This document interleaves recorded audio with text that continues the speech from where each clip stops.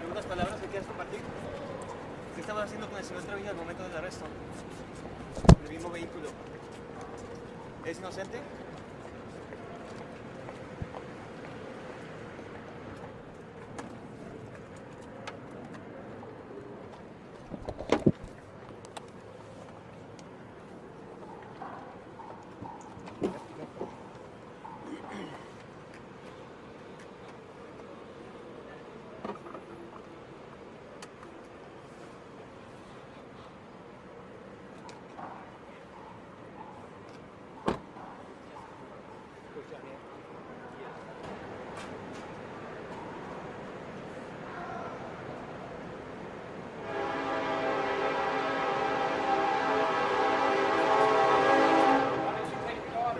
Why? Why did you Because she's take, my daughter, our custody. Why not? why did you hurt the mother of your child? I didn't hurt her. You didn't How do you say- know? How do you hurt her? Sheriff told us that you beat up the mother of your daughter. I just want to say shout out to my girls. I love you, all of y'all.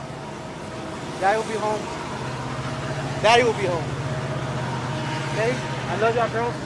Y'all will know the truth. Everybody will know the truth. Okay? There's only one side. Right now, y'all here on my side.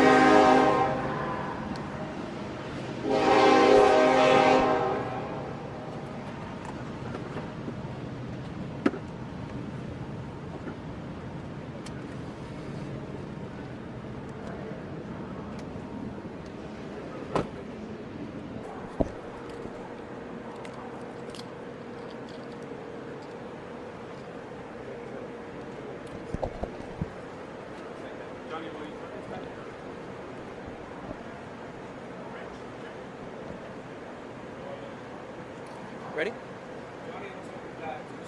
Yes. So that suspect y'all just saw was 32-year-old Jessica Morales, who was involved in the missing persons case that we've been working throughout the night. Jessica Morales is going to be charged with hindering apprehension, which is a third-degree felony. Her involvement in this case was merely getting mixed up with the suspect in this case.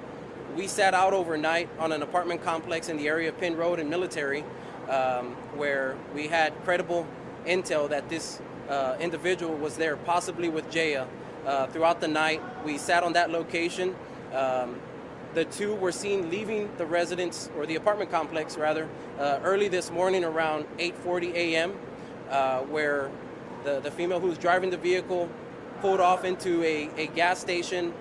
Investigators, members from the SHOT team, Lone Star Fugitive Task Force, and narcotics investigators converged on the vehicle and placed Juan Trevino into custody without incident. In that vehicle was Jessica Morales. From our understanding, she's just an acquaintance. We're given information that there's no relationship to the two whatsoever. However, being that she was involved in this case, she will be charged appropriately. Did she say that she knew that there was an Amber Alert and that police were looking for the girl? I think that information is going to be revealed throughout the course of the investigation. However, we had sufficient information, and definitely enough to charge her with this crime that placed her, with sufficient. There's sufficient evidence that placed her in this case where she was charged. Was it her apartment? That information I don't know. We do know that they were there at that apartment. And so she was driving, so it was her vehicle. I don't know whose vehicle it is, but I do know that she was in the vehicle that contained the suspect along with the missing juvenile. She was driving the car.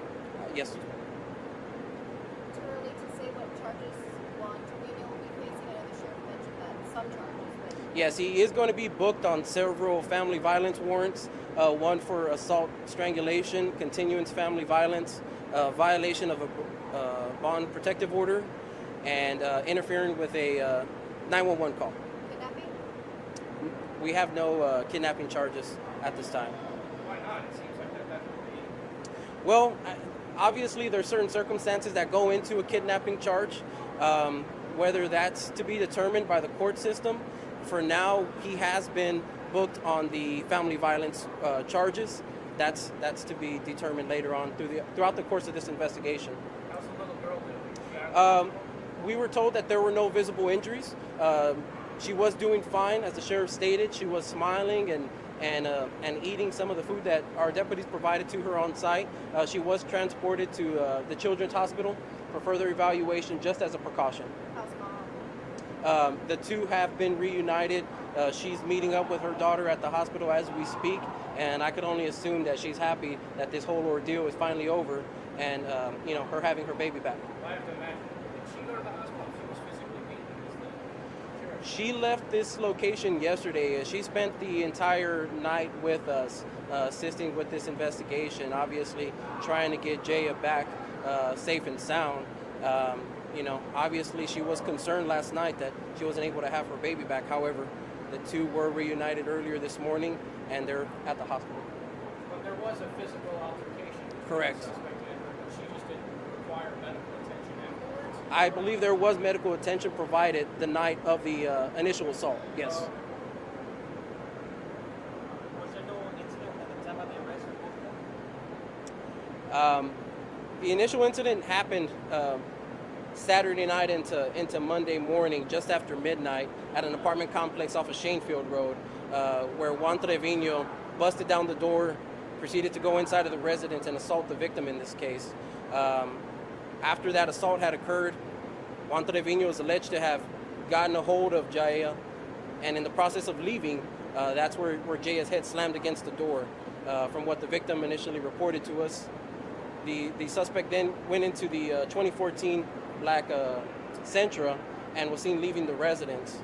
Throughout that night and into yesterday, investigators continuously worked that case, trying to find Trevino. That incident led into overnight, where some of our investigators, who are negotiators, maintained communication and were actively texting this individual to come on in, surrender himself, along with bringing in Jaya safely. That didn't materialize throughout the night. However, into the morning, we maintained communication, where we ended up eventually placing him into custody. He seemed to have been updating his Facebook profile, so is that right? I believe so. There was information coming in that he was actively making posts on social media. However, our main focus was locating him, as well as getting back Jaya.